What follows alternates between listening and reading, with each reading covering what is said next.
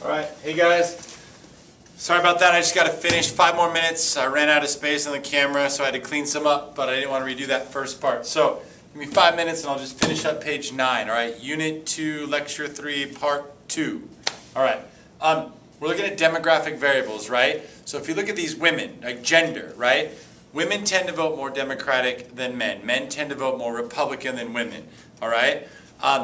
That's called the gender gap, all right? That's a trend.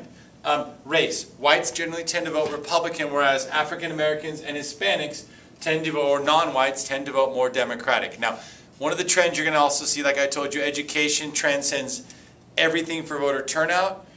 African Americans tend to be the most loyal Democratic voters. 80%, right? And now with Barack Obama as running for as the president in 2008 and 2012, that was up into the 90s, all right? So African Americans tend to be the most loyal to their party, all right, the Democratic Party. All right, now, we also have class, right? The more money you make, the more likely you are to vote Republican. The less money you make, the more likely you are to vote Democratic, all right? That's the trend. And then religiosity, all right?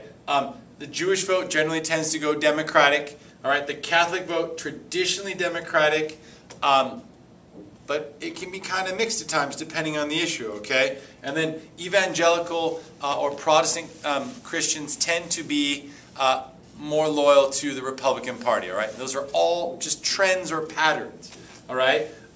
Also, now, again, can you see somebody that is a woman who's wealthy, who goes to church in an evangelical church and is white and votes totally opposite of what these things say? Absolutely.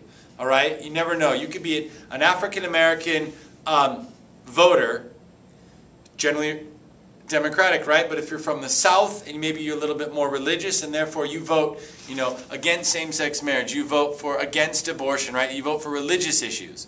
Right? So these are all just kind of patterns or trends. It doesn't mean there's not people that buck these trends or go against them, all right? Okay. Now, issues as well, right? Your notes talk about it's the economy stupid with Bill Clinton. In that election in 1992, Bill Clinton ran on economic issues, economic issues, economic issues. And the American public was really focused on economic issues. Whereas maybe Bush the Elder, who he ran against, George Bush's dad, right, George Herbert Walker Bush, was talking about foreign policy, foreign affairs, things that maybe the American public were interested in, but not as much as the economy, and he wins, right? Issues at that moment can define how people will vote in time. And then, you also have this idea of retrospective or prospective voting. Retrospective voting is when you have an incumbent running for re-election or an experienced politician, and you look back and you say, what did that person do in the past that would make me vote for them again? Right? Whereas prospective voting, you have a politician coming to you and saying, this is who I am, this is what I will do, and then so you're looking whether or not you think they can do a good job in the future, and therefore prospective voting, meaning what they'll do in the future. Right? Now also, candidate appeal. That moment in time, strong candidates like Ronald Reagan, strong candidates like Barack Obama, strong candidates like, FDR at that moment in time. They can appeal to a lot of people and therefore pull people who are traditionally Democratic vote Republican or traditionally Republican vote Democratic, right? I mean, Ronald Reagan, still to this day, we have these Reagan Democrats, which is supposed to be an oxymoron because they're Republican voters, or Democratic voters, but they voted for a Republican. Because he had such strong appeal, he crossed the aisles, right, and brought people in, okay?